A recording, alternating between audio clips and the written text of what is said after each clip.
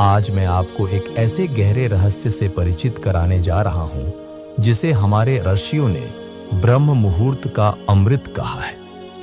अगर आप इस रहस्य को जान लेते हैं और रोजाना सिर्फ 21 मिनट इस पर ध्यान देते हैं तो जीवन में जो चीजें अब तक मुश्किल लगती थीं वे सहज हो जाएंगी। यह वो ज्ञान है जिसे हमारे ऋषि मुनि हजारों सालों से निभाते आ रहे हैं, लेकिन उन्होंने ये बातें हर किसी को नहीं बताई। यह ज्ञान केवल उन्हीं को दिया जाता है जो सच में अपनी जिंदगी को बदलना चाहते हैं।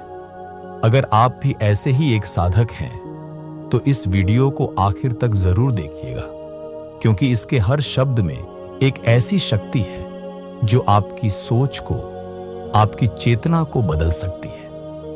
अगर आप इस रहस्यमयी यात्रा पर पहली बार मेरे साथ जुड़े हैं तो मैं आपसे दिल से गुजारिश करता हूं कि हमारे सर्वव्यापी चेतना चैनल से अभी जुड़ जाइए, क्योंकि यहां सिर्फ बातें नहीं होती, यहां आत्मा के दरवाजे खोले जाते हैं।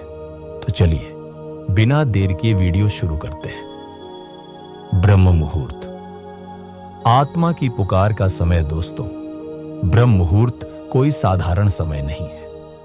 यह वो पल है जब पूरा ब्रह्मांड शांत होकर इंतजार करता है कि कौन उस शांति को पहचानने आया है।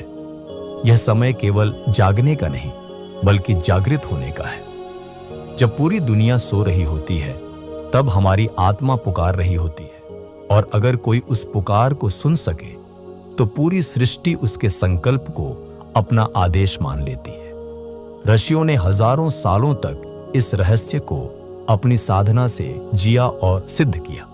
उन्होंने बताया कि ब्रह्म मुहूर्त में किया गया कोई भी संकल्प, मंत्र या प्रार्थना सीधे ब्रह्मांड की चेतना तक पहुंचता है। लेकिन ध्यान रहे, यह कोई मशीन की तरह काम करने वाली प्रक्रिया नहीं है। यह एक एहसास है, एक अंदरूनी आवाज है जो इंसान को देवत्व की ओर ले जाती है। यह प्रार्थना सिर्फ शब्द नहीं होती, यह आपकी आत्मा की भाषा होती है।